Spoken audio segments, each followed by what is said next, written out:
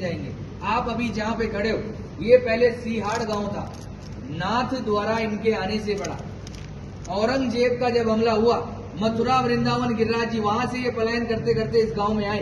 बीच में बहुत सारे गांव पड़े, किसी भी राजा ने इनको शरण नहीं दी, क्योंकि सब औरंगजेब के अधीन हो गए थे। आपने बुक और पुस्तकों में पढ़ा है, मेवाड़ कभी किसी का गुलाम नहीं रहा है। यहाँ आते आते इस गांव में रथ का पहिया मिट्टी में फंस गया, ना तो आगे जाए और ना ही पीछे जाए। ये है गंगाबाई, जो श्री कृष्ण से रूबरू बात करती थी। पीछे है ब्रिजवासी, ये है पंडित दामोदर जी, और ये मेवाड़ के राजा राज सिंह। यहाँ से 28 किलोमीटर दूर एकलिंग जी महादेव का मंदिर है। ये महादेव से डायरेक्ट बात करते थे, जैसे गंगाबाई श्री कृष्ण से बात करती थी, वैसे ये डायरेक्ट महादेव से बात करते थे।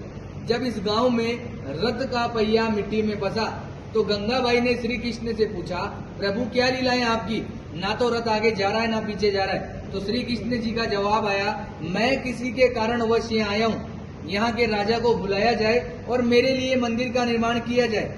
गंगाबाई ने ये बात पंडित दामोदर जी को बताई, और पंडित दामोदर जी ने मेवाड़ के राजा राज सिंह को बुलाया और कहा कि हमारे प्रभु पधारे, क्या इनको शरण मिल सकती है। तो राजा राज सिंह ने जवाब दिया, मैं मेरे गुरु आराध्य से पूछता हूँ, अगर वो इजाजत देंगे तो मैं मंदिर का निर्माण करवाऊंगा। ये महादेव के पास गए और बोला, प्रभु आपके मित्र और सखा पधारे, क्या इनको शरण मिल सकती है।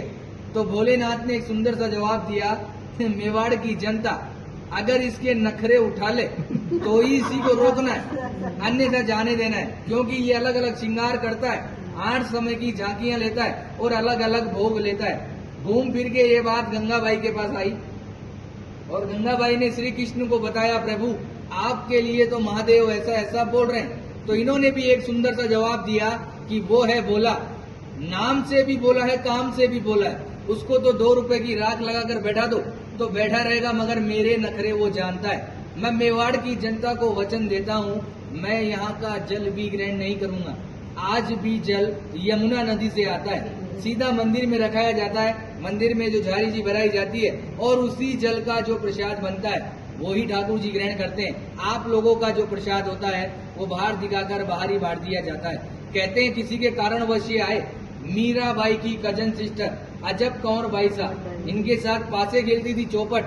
श्री कृष्ण को पता थी कि आज मेरे साथ ये पासे क्यों खेल रही है, मगर श्री कृष्ण जी जान चला के हारते गए और अजब कंवर बाई साहब को जिताया और बोला कि मांग तुझे क्या चाहिए। तो अजब कंवर बाई साहब ने कहा कि आप मेरे मेवाड़ में पधारिए। आज 350 साल हो गए ठाकुर जी को यहाँ विराजते हुए, 150 साल बाद अपन भी जीवित रहे कि ना रहे, ये वापस जतीपुरा चले जाएंगे। आज भी निज मंदिर में रथ रखा हुआ है। नाथद्वारा के मंदिर में गेट नंबर 2 के पीछे कांच में वो बिल्कुल पैक है।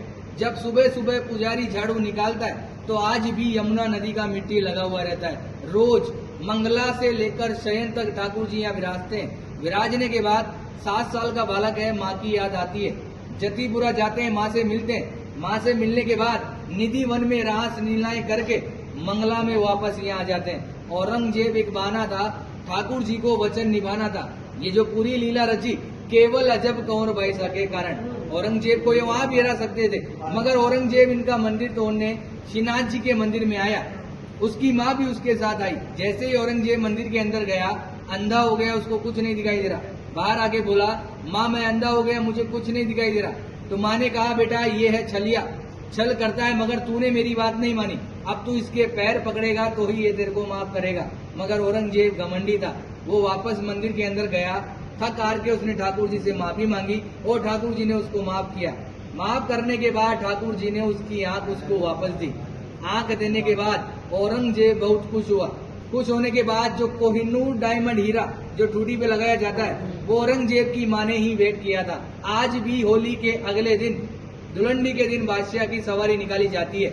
उसमें औरंगजेब का पूरा बकायदा आदमी बनाया जाता है। उसको पूरे नाथद्वारा में जुलूस द्वारा निकाला जाता है। निकालने के बाद उसको मंदिर में ले जाया जाता है, और मंदिर में ले जाने के बाद पनिशमेंट के तौर पे मंदिर की सीढ़ियों को दाढ़ी से झाड़ू साफ करता है।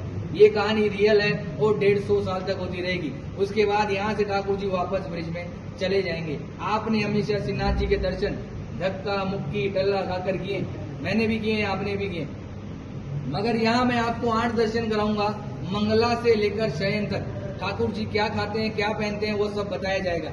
उससे पहले आपको इस कमरे में जाना है। 252 वैष्णव की वार्ताएं शॉर्ट में दे रखी है, वो आपको पढ़नी है। पढ़ने के बाद 10 मिनट का टाइम है, आप आराम से मोबाइल द्वारा फोटो लीजिए, फिर अपन चलेंगे 8 दर्शन में। जय श्री कृष्ण।